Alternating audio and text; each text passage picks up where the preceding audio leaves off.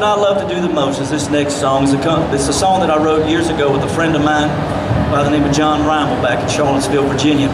But I get to say thank you to some of the most important people in this world. Those are the ones who sacrificed for us and who gave for us. So all you veterans out there, if you would you please stand up? If you can't stand, raise your hand up there.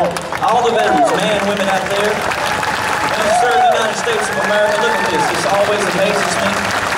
We want to salute you, and we want to say thank you to you, because if it wasn't for you and your families and your sacrifices, we wouldn't have this great country that we have today. And yes, America is still a great country, thanks to all of you. So God bless you. Thank you so much.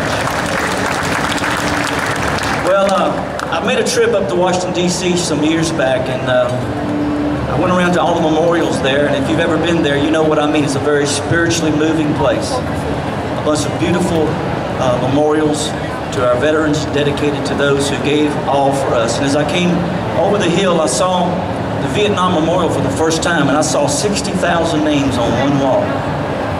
And as I stood there, it's a spiritually overwhelming thing to stand there and see 60,000 names and realize that there are mothers and fathers and brothers and sisters, husbands and wives, friends that lost their loved ones, and they were coming to the wall, laying down their little notes and their flowers and their little memorabilia that they wanted to lay there, and tracing the name off the wall and looking into the wall as if someone was looking back.